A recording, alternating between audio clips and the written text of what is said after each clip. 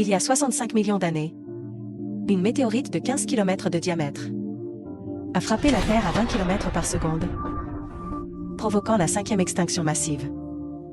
Les dinosaures, maîtres de la Terre autrefois, ont disparu à jamais dans cette catastrophe.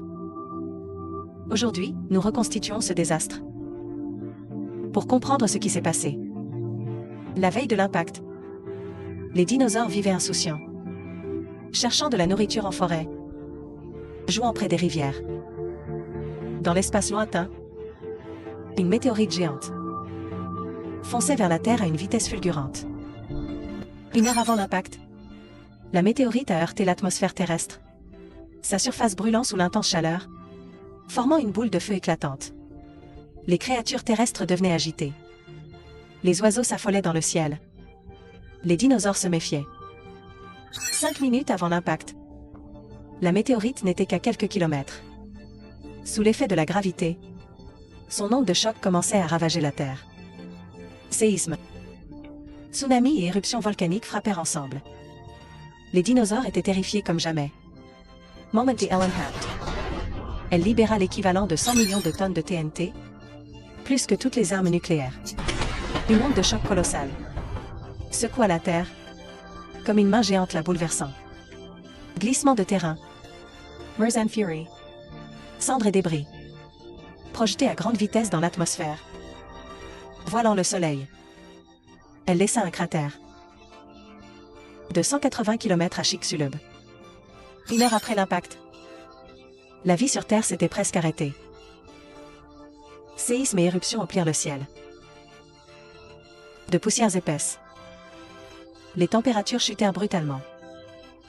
Les dinosaures n'avaient nulle part où fuir. De nombreuses espèces périrent en quelques heures. Un jour après l'impact, la Terre était méconnaissable. Le soleil, masqué par cendres et poussière. Les températures au sol s'effondrèrent. Sans lumière. Les plantes cessèrent la photosynthèse. La chaîne alimentaire des dinosaures s'écroula. 1 mois après l'impact, la plupart des dinosaures avaient disparu. Seules de petites espèces, adaptées aux conditions extrêmes, survécurent. Cendres et poussières obscurcissaient encore le ciel, plongeant la Terre dans un hiver long. Les dinosaures, Jodi's dominance, mouraient de faim, la chaîne alimentaire brisée. Leur grande taille et reproduction lente les empêchèrent de s'adapter au changement soudain, conduisant à l'extinction. Après leur disparition, les écosystèmes terrestres se rétablirent sur des millions d'années. De petites espèces, à reproduction rapide, comme les mammifères, commencèrent à émerger. Les mammifères, secondaires à l'ère des dinosaures, saisirent l'opportunité de prospérer. Ils finirent par dominer la Terre, y compris les humains.